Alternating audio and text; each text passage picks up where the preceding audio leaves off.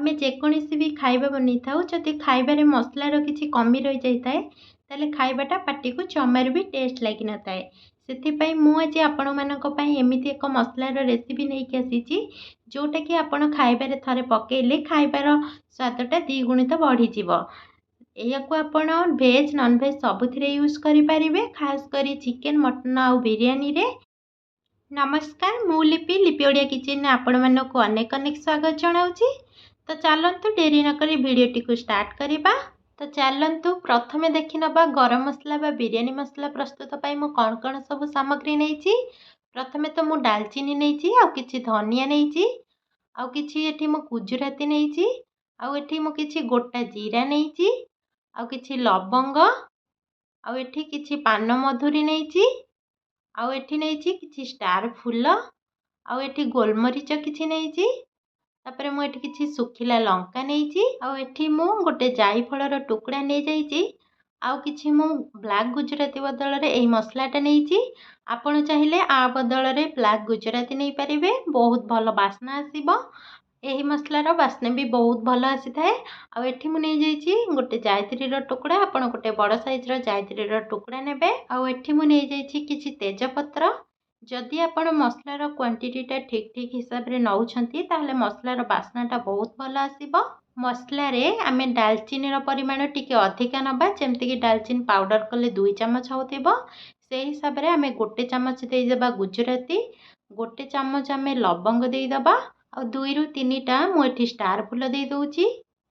वर्तमान आमे एथिरे देई देबा गोटे चम्मच पान मधुरी आउ एठी मु देई दोउची गोटे चम्मच जीरा आउ एठी आमे देई देबा एबे गोटे चम्मच धनिया।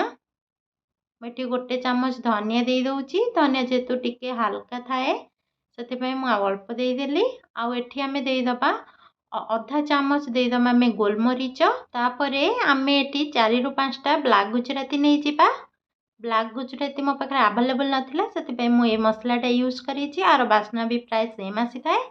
वर्तमान आमे एथिरे गोटिए जायफल देई दबा, गोटे जायफल को भांगी की देई देबे। तापरे आमे एठी जायत्री देई दबा, प्राय जायत्री गोटे रु आमे हाफ जायत्री देई दबा। आ मु एठी 3टा सुखिला लंका नेइछि, आपण ए लंका बदल रे काश्मीरी लंका भी 3टा नेई पारंती।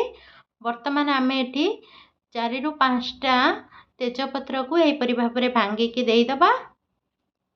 वर्तमान आमे मसला को फ्राए करिबा। मसला को आपण पूरा स्लो गैस को स्लो करिवे, पूरा बहुत हॉट जमारू भी रखिबेनी, गैस को स्लिम रखिकी आमे को प्राय 4 रु 5 मिनिट फ्राए करिबा। आउ फ्राए कला बेले जमारू भी रेस्ट देबेनी, लगातार फ्राए करिवे, नहले तळे आमे जो जीरा और पान मधुरी सब देइचे से सब पोड़ी जीवो, हाथ को जमारू भी ब्रेक देबेनी।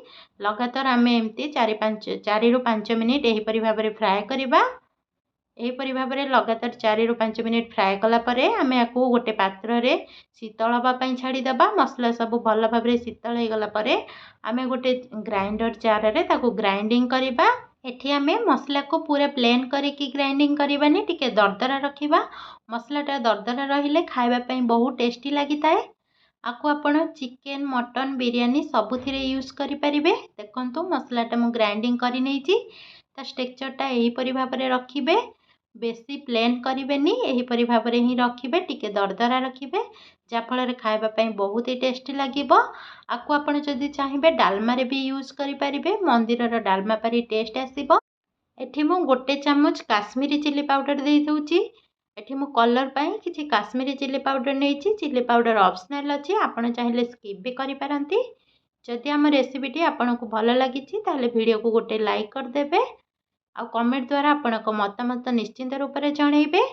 जदि आपण एपर्यंत आम चैनल को सब्सक्राइब करना ताहले प्लीज चैनल को सब्सक्राइब करदेवे और बेल आइकन को दबाइवाई जमार भी भूलें, जहाँफल वीडियोर सर्वप्रथम नोटिफिकेशन आपण पाखे पहुँची पार। प्लीज चैनल को आपण सांगसाथी शेयर करेंगे। रोची नमस्कार, पुणी देखा नेक्स्ट वीडियो। जय जगन्नाथ।